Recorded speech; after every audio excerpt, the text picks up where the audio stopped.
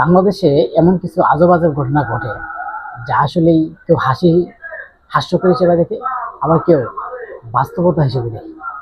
আপনি দেখেন, এই জগতে বন্ধু কারো আপন, বন্ধুই কারো পর।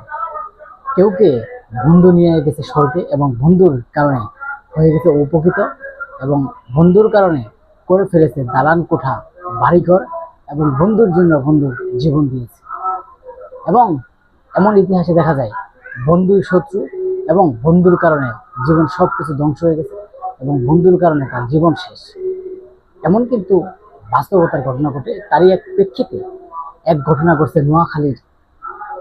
নোয়াখালী এক বন্ধু গিয়ে এক বিয়ের অনুষ্ঠানে এমন আজব একটা ঘটনা ঘটেছে যে নোয়াখালীতে তার বন্ধু বিয়ে করতে গেছে এবং তার আরেক বন্ধু আছে, তাই বিয়েতে না আসা পর্যন্ত সে কবুল বলবে না। সবকিছু, বিয়ের আয়োজন, খাওয়া দাওয়া সব শেষ, সেই মুহূর্তে তাকে কবুল বলতে বলা হয়েছে। তিনি বলেছেন, আমার বন্ধু এখন আসে নাই, রাস্তায় আছে, তিনি আসলে তারপর আমি কবুল বলবো। দেখেন, এখান থেকে অনেক মানুষের শিক্ষা নেওয়ার দরকার যে বন্ধুত্ব কি জিনিস। আসলে বন্ধুত্ব কিন্তু খুবই একটা ভালো জিনিস।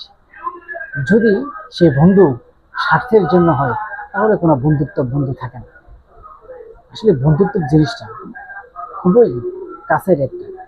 আপনি যখন ছোটবেলায় বড় হবেন তখন কিন্তু আপনার বাবা মা মানুষ করবে, আপনার ভাই বোন আপনাকে মানুষ করবে, কিন্তু আপনার সমস্ত জীবন চলাফেরা করতে হবে আপনার বন্ধু বান্ধবের সাথে। কেননা ফ্যামিলি সবাই কিন্তু এক থাকে না, মা বাবা চলে গেছে, ভাই বোন তাদের সংসারে তারা ব্যস্ত। আপনি যত চলাফেরা করবেন আপনার কাছে একজন বন্ধু থাকবে যার কাছে আপনি শেয়ার করবেন, বা আরেক জায়গায় একটা বন্ধু থাকবে তার কাছে শেয়ার করবেন, তার সাথে চলাফেরা করবেন। প্রতিটা মানুষের ক্ষেত্রে বন্ধুত্ব থাকে। কিন্তু বাংলাদেশে আমরা যে বন্ধুত্বগুলো এখন আছে, তার বন্ধু মানেই শত্রুতার উপন্তে পরিণত হয়েছে। কারণ বন্ধুত্ব মানেই যখন আপনার কাছ থেকে টাকা ধার নেবেন, সেই টাকা আর পাওয়া যায় না। কারণ টাকা চাইতে গেলেই বন্ধুত্ব সম্পর্ক শেষ হয়ে যায়।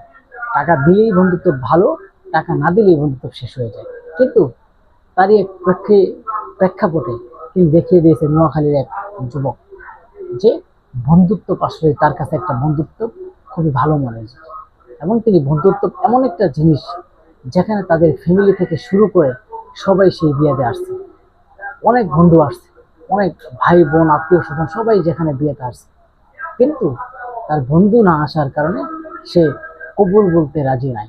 আসলে আমাদের প্রতিটা মানুষের শিক্ষা নেওয়ার দরকার যে আসলে বন্ধুত্ব করতে হলে এমন বন্ধুত্ব করো যা কখনো ছেড়ে যাবে না।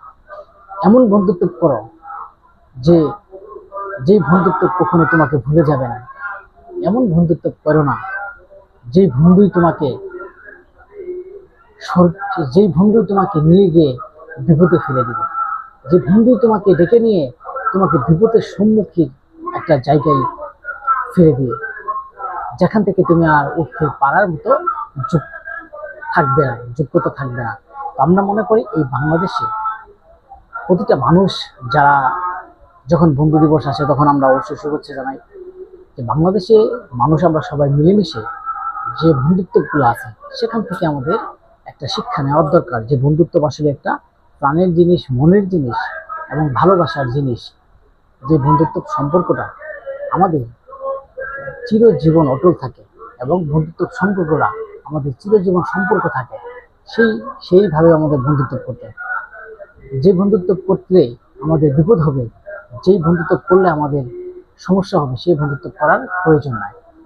হয়তো 10টা দরকার নেই, একটা বন্ধুত্ব করো, কিন্তু যার সাথে তুমি শেয়ার করতে পারবা, যার সাথে তুমি কথা বলতে পারবা, যার সাথে তোমার ভালো সম্পর্ক থাকবে তার সাথে করো। সবাই ভালো থাকবেন।